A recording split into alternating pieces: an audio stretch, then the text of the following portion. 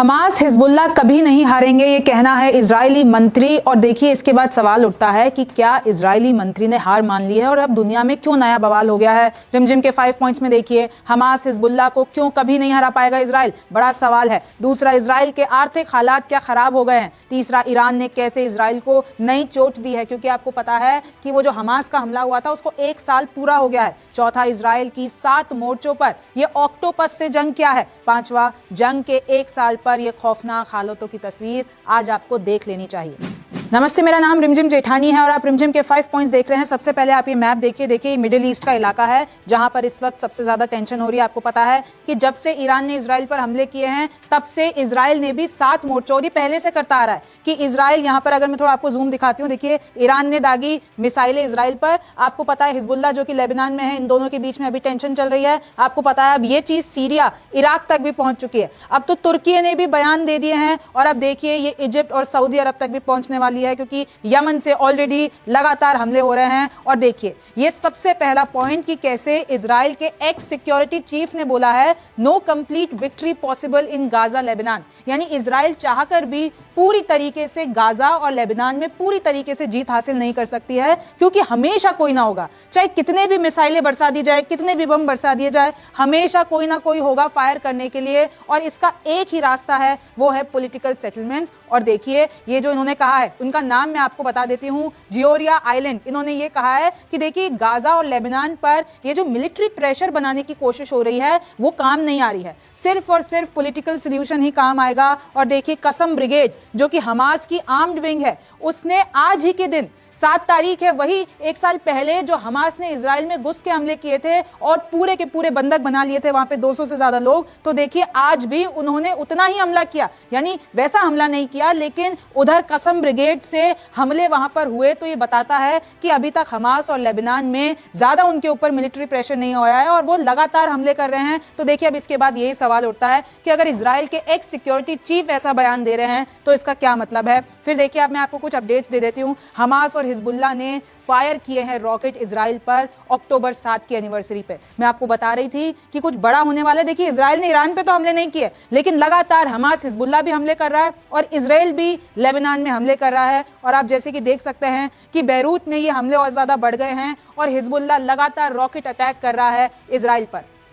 आगे देखिए इधर अक्टूबर 7 के आपको पता है आज एनिवर्सरी है और कैसे यूके के जो प्रधानमंत्री है स्टारमर, कीर स्टारमर, वो कह रहे हैं कि हॉलोकॉस्ट के बाद अभी ये जो अक्टूबर 7 को हुआ था पिछले साल वो डार्केस्ट डे है ज्यूज के लिए। फिर आगे देखिए number of people killed across Lebanon rises, यानी लेबनान में अगर मैं आपको बताती हूँ 1 साल में इजरायली हमलों से अभी तक 2000 से ज्यादा लोग मर चुके हैं और तकरीबन 10,000 लोग घायल हो चुके हैं, सिविलियंस, जितने भी सिविलियंस हैं। क्योंकि मैं आपको बता चुकी कि देखिए क्योंकि इजराइल लगातार लेबनान में हमले कर रहा है, गाजा, फिलिस्तीन, वेस्ट बैंक सब हमले कर रहा है, तो वहां के लोग वहां पे छोड़ छोड़ के भाग रहे हैं। और वहां से सटता हुआ इलाका कौन सा है, सीरिया, लेकिन वहां पर भी अब हमले हो रहे हैं। तो ये जो आम आदमी है वो वहां से जब सोचिए अगर आप देश को छोड़ रहे हैं बॉर्डर्स पे, वहां पर भी हमले हो रहे हैं और सिविलियंस इसमें सबसे ज्यादा रिस्क पर हैं। आगे देखिए बाइडेन और हैरिस कहते हैं कि हमारा पूरा सपोर्ट है इजराइल को, लेकिन हम चाहते हैं कि अभी लड़ाई और ज्यादा आगे ना बढ़े। देखिए तुर्की है, मैं आपको बता रही थी, उधर के जो प्रेसिडेंट है वो कहते हैं एर्दोगन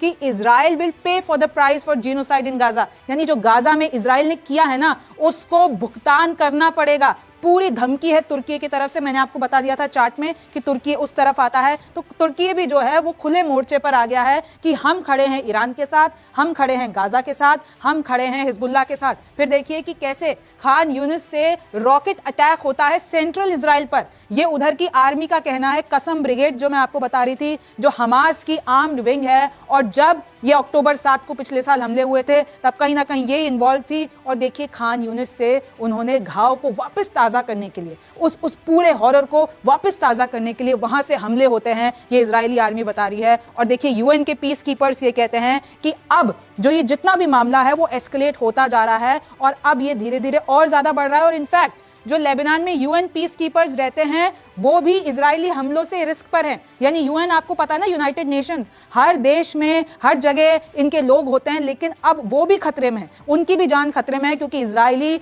लोग जो हैं लगातार लेबनान पर हमले कर रहे हैं और हिजबुल्लाह भी यही कर रहा है, इजराइल पर लगातार हमले कर रहा है। इजरायली अटैक से जो फायर स्टेशन हुआ था उस पर 10 लोगों की मौत हो चुकी है। देखिए लेबनीज मिनिस्ट्री ये कह रही है। और तो और ये शक्ल देखिए, ये आप जानते होंगे, पोप फ्रांसिस हैं, इन्होंने कहा है कि धिक्कार है इंटरनेशनल प्लेटफॉर्म्स को कि अभी तक ये जो इजराइल हमास वॉर, जिसको आज 1 साल पूरा हो गया है और कोई भी विश्व पटल पे इसका सोल्यूशन नहीं निकल पाया है। तो ये बहुत गुस्सा हुआ है। मैं इंग्लिश में पढ़ देती हूँ। Pope Francis slams world shameful inability, यानी पूरी दुनिया ने ताकत लगा दी लेकिन ये चीज नहीं सुलझा पाए हैं। फिर देखिए, Israeli army announces death of second soldier, यानी एक 25 साल का जो सोल्जर इजराइल का, वो लेबनीज बॉर्डर पर लड़ते लड़ते मर गया। ये इजरायली आर्मी ने खुद कंफर्म किया है। और जॉर्डन ये कह रहा है कि जो इजराइल के साथ हो रहा है वो उसकी खुद की रिस्पॉन्सिबिलिटी है, क्योंकि उसने इतना एग्रेशन दिखाया। लेकिन मैं आपको फिर बता दूं, जो जॉर्डन जिसकी सीमा इजराइल से लगती है वो अभी न्यूक्लियर स्टेट में है, ना वो पूरी तरीके से ईरान का साथ देता है और ना वो इजराइल का साथ देता है। लेकिन वो ये कहता है कि तुमने अगर हमारी जमीन पे कोई भी हमला किया तो हम वो होने नहीं देंगे, लेकिन हम चाहते हैं कि गाजा में जो जेनोसाइड हो रहा है, लेबनान में जो लोग मर रहे हैं, वो खत्म हो और हम इसके खिलाफ हैं। और देखिए, ये आप मैप देखिए, ये इजराइल आपको दिख रहा होगा और ये आपको गाजा वाला इलाका दिख रहा होगा। तो अब जो जितने भी लोग हैं जो भाग भाग के गाजा में, ये ह्यूमैनिटेरियन जोन है, यानी इजराइल यहां पर हमले नहीं करता है, लेकिन धीरे धीरे इस पूरे जोन को श्रिंक करता जा रहा है। यानी खान यूनिस में हमले हो रहे हैं, राफा में हमले हो रहे हैं, इधर हमले हो रहे हैं, लेकिन ये जो ह्यूमैनिटेरियन जोन है उसको धीरे धीरे इजराइल श्रिंक करता जा रहा है। तो लोगों के पास अब जगह नहीं है यहां से जाने की। देखिए, इजराइल श्रिंक गाजाज ह्यूमैनिटेरियन जोन। फिर आगे बढ़िए, इजरायली फोर्सेस अरेस्ट 45 फिलिस्तीन अक्रॉस यूनिफाइड वेस्ट बैंक, यानी वेस्ट बैंक में जाकर अरेस्ट कर रहा है इजरायली फोर्सेस, वेस्ट बैंक में फिलिस्तीनियों को अरेस्ट कर रही है। और अगर मैं आंकड़ा बताती हूं तो देखिए, 1 साल में 11,000 लोग, यानी 11,000 फिलिस्तीनियों को अटैक, मैं आपको कहती हूं कि गिरफ्तार कर चुका है इजराइल। फिर देखिए उसके बाद उनके साथ क्या हो रहा होगा हमें नहीं पता। Hezbollah claims attack on Carmiel in north Israel. देखिए, मैं जैसे कि आपको बता रही थी, हिजबुल्लाह लगातार हमले कर रहा है इजराइल पर और अब तो वो नॉर्दर्न इजराइल की तरफ पहुंच गया है। और जो ये कासम अल कुद्स फाइटर्स हैं, उन्होंने इजरायली फोर्सेस के साथ क्लैश किया है। कहां पर किया है? जबालिया में किया है। और ये वो रेफ्यूजी कैंप है जहां पर पूरे हमले हुए हैं।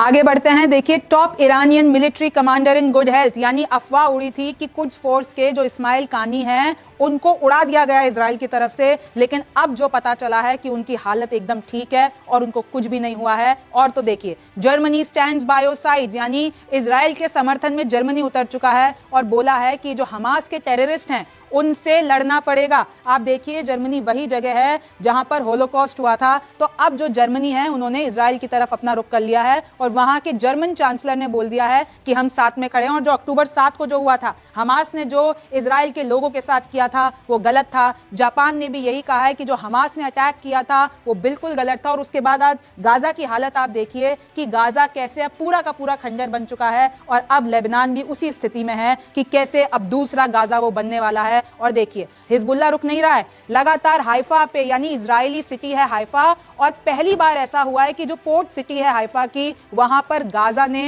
हिजबुल्लाह की तरफ से पूरे के पूरे हमले आए हैं। और देखिए कि किस तरीके से वहां से विजुअल्स भी सामने आए हैं। Hamas rocket attack on Tel Aviv shows military solution has failed, यानी जो इजरायली मिलिट्री प्रेशर बनाने की कोशिश कर रहा था हमास पे, तो जो ये हमास की तरफ से रॉकेट अटैक हो जाते हैं ना, और उसी दिन जिस दिन उन्होंने पिछले साल ये हमले किए थे, और देखिए 1 साल में आपको पता है गाजा का नक्शा बदल गया है। तो मतलब इजराइल कहीं ना कहीं मिलिट्री प्रेशर बनाने में फेल हो गया। अल जजीरा की रिपोर्ट में आपको बता रही हूं, 2 wounded in rocket attack on central Israel. और लगातार मेडिक्स ये बता रहे हैं, मेडिकल रिपोर्ट्स ये बता रही है कि कैसे लोग सेंट्रल इजराइल में घायल हो रहे हैं। और कहीं ना कहीं आपको पता है जो आयरन डोम सिस्टम है वो जाना जाता है कि इन सबको इंटरसेप्ट करने के लिए, और इजरायली बोल भी रहे हैं, इजराइल ये बोल रहा है कि हमारा आयरन डोम सिस्टम पूरा का पूरा इंटरसेप्ट कर रहा है। लेकिन यहां पर जो है घाव भी आ रहे हैं, लोग मर भी रहे हैं और सारी चीजें हो रही हैं। देखिए, 5 rockets launch on central Israel from Gaza, यानी आर्मी ने बताया गाजा की तरफ से 5 रॉकेट आए हैं। और तो और Israeli air red kills 2 people in southern Lebanon. आपको पता है इजराइल भी यहां से मार रहा है और वहां से हिजबुल्लाह भी मार रहा है। आगे बढ़िए, कसम brigades claim rocket attack on Tel Aviv, मैं आपको बता चुकी हूं। और तो और ये लोग आर्मी पोस्ट पे, हिजबुल्लाह क्या कर रहा है, कि इजराइल के जितने भी सैन्य अड्डे हैं उनको उड़ाने की कोशिश कर रहा है ताकि इजरायली मिलिट्री ताकत से कमजोर हो जाए। फिर देखिए, October 7 attack biggest security failure in Israel's history, यानी ये बताता है कि October 7 को जो हुआ, इजराइल को कुछ नहीं पता था इसके बारे में। तो लोग कहते हैं, एनालिस्ट कहते हैं कि ये जो हुआ ना बिगेस्ट सिक्योरिटी फेलियर है, क्योंकि इजराइल जाना जाता है अपने इंटेलिजेंस के लिए, अपनी सिक्योरिटी के लिए, अपने आयरन डोम सिस्टम के लिए, लेकिन October 7 को जो हो जाता है वो सबसे बड़ा फेलियर इजराइल का। फिर देखिए, France foreign minister attends October 7 attack memorial इन इजराइल, यानी फ्रांस ने इस बार 3 बार पलटी मारी। पहले तो ये बोला कि हम जो है नेतन्याहू यानी इजराइल को हथियार नहीं देंगे क्योंकि वो सारे हथियार गाजा पे इस्तेमाल कर रहे हैं, तो हम हथियार की सप्लाई रोकते हैं। फिर उसके बाद नेतन्याहू आते हैं, अभी कल ही मैंने बताया कि शर्मनाक है तुम्हारा ये स्टेप, तुम्हारे बिना भी हम जो हमको चाहिए, हमारी जीत है, हम उसको निश्चित कर लेंगे। लेकिन फिर फॉरेन मिनिस्टर देखिए पहुंच जाते हैं इजराइल के समर्थन में और कह देते हैं इजराइल तो हमारा दोस्त है। तो फ्रांस कहीं ना कहीं पूरी तरीके से उतरावा भी है ईरान के समर्थन में, हिजबुल्लाह के समर्थन में और तो और लेबनान के समर्थन में, लेकिन इजराइल को छोड़ भी नहीं रहा है। फिर देखिए, यूएस ने यानी अमेरिका ने और ज्यादा वेपन्स भेज दिए हैं इजराइल को। अब देखिए, यूएस पूरी तरीके से समर्थन में है, लेकिन वो नहीं चाहता, अमेरिका नहीं चाहता कि ये और ज्यादा स्थिति बिगड़े, लेकिन लगातार अपनी ट्रूप्स, अपने सैन्य अधिकारी और अपने वेपन्स इजराइल को भेज रहा है। अब इससे 2 चीजें हो सकती है, या तो अमेरिका के सपोर्ट से हालात ज्यादा बिगड़ेंगे, या फिर इजराइल को कंट्रोल करने के लिए जो अमेरिका का मूव है वो काम आएगा। हालांकि अब आप ये तस्वीर देखिए कि अगर 1 साल की मैं बात करती हूं, गाजा में देखिए, ये आपको हरियाली दिख रहे होंगे, आपको सारी बिल्डिंग्स दिख रही होंगी। गाजा पहले ऐसा था, लेकिन अब 1 साल के बाद ये खंडर हो चुका है। देखिए ना, आपको कुछ भी, खंडर के अलावा आपको यहां पर कुछ भी नहीं दिखेगा। बहुत पावरफुल सैटेलाइट इमेज है और ऐसा ही अब धीरे धीरे लेबनान के साथ हो रहा है। फिर देखिए, ये हैं हमलों की तस्वीरें कि कैसे जब हमले होते हैं रात में, जब मिसाइलें बरसती हैं, तो इस तरीके के विजुअल सामने आते हैं। और देखिए, पूरे दुनिया में मैं आपको बता दूं, सड़कों पर लोग निकले हुए हैं, कल भी निकले हुए थे, आज भी निकले हुए हैं, कुछ फिलिस्तीन के समर्थन में, कुछ लेबनान के समर्थन में और कुछ इजराइल के समर्थन में। और ये सारी विजुअल्स आप देख सकते हैं। ये यहाँ की, ये मैं आपको दिखा रही हूँ, कराची यानी पाकिस्तान की तस्वीरें हैं, और तो और हर जगह से वो तस्वीरें आई हैं, चाहे वो लंदन हो गया, चाहे वो यूरोप हो गया, चाहे वो फ्रांस हो गया, हर जगह से ऐसी तस्वीरें आई हैं। आप कुछ ग्राफिक्स के जरिए समझिए कि हुआ क्या है, कितना नुकसान हुआ है। आप देखिए, जिस चीज से मैंने ये वीडियो शुरुआत किया था, शो शुरुआत किया था, कि इतना रिवेंज हो गया है, इतना नुकसान हो गया है, लेकिन अभी तक मिला क्या है? सिर्फ यही चलता रहेगा, लोग मरते रहेंगे, बच्चे मरते रहेंगे। और देखिए, अभी तक गाजा में 41,000 से ज्यादा लोग मर चुके हैं। 365 डेज का आंकड़ा है, जिसमें से बच्चे, ये आंकड़ा एक बार आप ना आत्मसात कीजिए, 16,000 से ज्यादा, मतलब तकरीबन 17,000 बच्चे 1 साल में मर चुके हैं। तो सच में ये बहुत बड़ा जीनोसाइड है। और महिलाएं इसमें कितनी हैं? तकरीबन 12,000 महिलाएं, और 69% इसमें विक्टिम्स जो हैं वो बच्चे और विमेन हैं। क्या दोष है इन बच्चों का? ये जो 16,000 से ज्यादा बच्चे मर गए हैं और जो अभी तक घायल हैं, वहां पर भूखे हैं, ना उनको स्कूलिंग मिल रही है, ना उनको रहने के लिए घर मिल रहा है, और उनको अपने खिलौने खाने पड़ रहे हैं। उनके ऊपर कभी भी ऐसा हमला हो जाता है। आज ये खबर पढ़ी मैंने और इतने भयानक विजुअल है, मैं आपको नहीं बता सकती। एक 12 साल के बच्चे के पेट में गोली लग गई।